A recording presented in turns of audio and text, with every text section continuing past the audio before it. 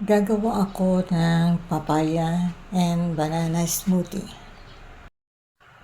Slice ko muna tong papaya. Siguro mga 2 glasses of smoothie lang yung magagawa ko. Hindi ko na frozen tong papaya. Mas maganda kasi kung ipa-frozen to, mas maganda yung result. Mas mainam kasi na frozen to dahil pwede ka nang hindi magdagdag ng ice. Dagdagan ko muna ng isa, parang kulang. Tapos, meron ako ditong 2 banana. Eto, semi-frozen siya. Pero hindi siya yung talagang frozen. Okay na rin pag pinagsama mo sila. Pagkakat nitong banana, ilalagay ko siya sa blender. Bali, ang uunahin ko yung banana muna. Then, sa top nun, itong papaya. Maganda rin laging may naka-stock kang banana.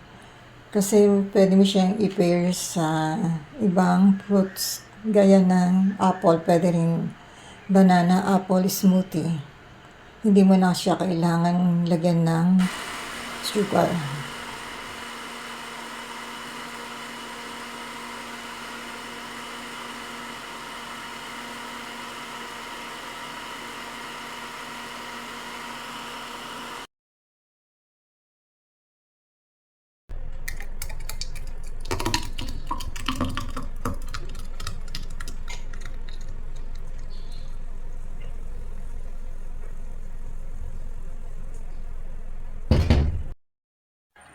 Since na smoothie to, gusto ko na yung ganito yung texture niya.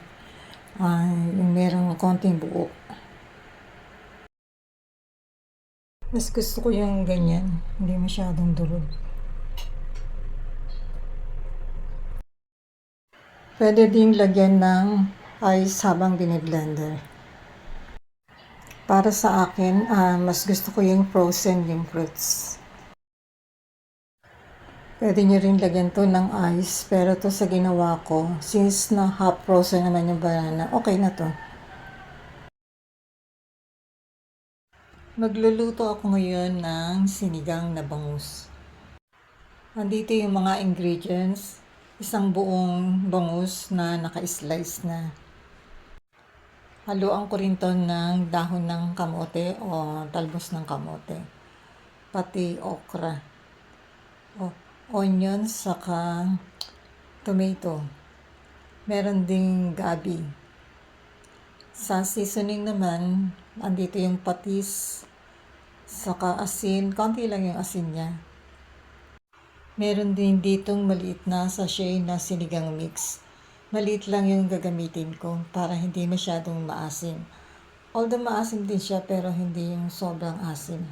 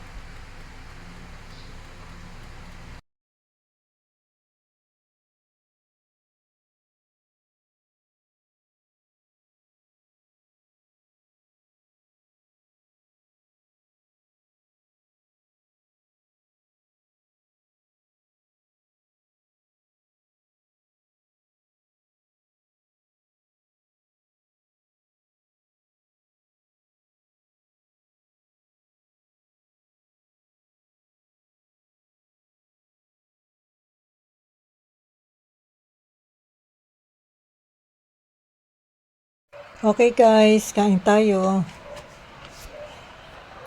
Siyempre titikman ko tong ginawa ko. Kakain na pala ako. Usually nilalagyan ko to ng sitaw. Kaso wala akong nabiling sitaw.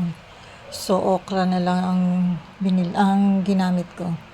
Meron ako rito sa sausawan na patis with calamansi. Ito yung gusto kong part, yung pinaka-belly niya. Yung tiyan, sarap. Saka wala siyang masyadong tinik.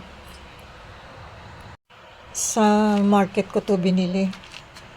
Hindi ka kasi pwedeng pumili ng puro belly lang. Kailangan isang buo yung bibilin mo. Although sa ibang market pwede naman. Dito lang siguro sa amin. Sa grocery or sa supermarket, meron choices talaga yung mga parts ng isda. Yun nga, nakakabili ako doon ng puro belly lang. Masarap siyang kainin hanggang mainit yung sabaw. Saka mas maganda siguro kung maraming gulay ang nilagay ko. Hindi ko pala siya nalagyan ng siling panigang. Hindi ako nakabili. Pasensya na guys ha, hindi ako makapagkamay. Mabagal talaga ako magkamay. Naabot ako ng 1 oras.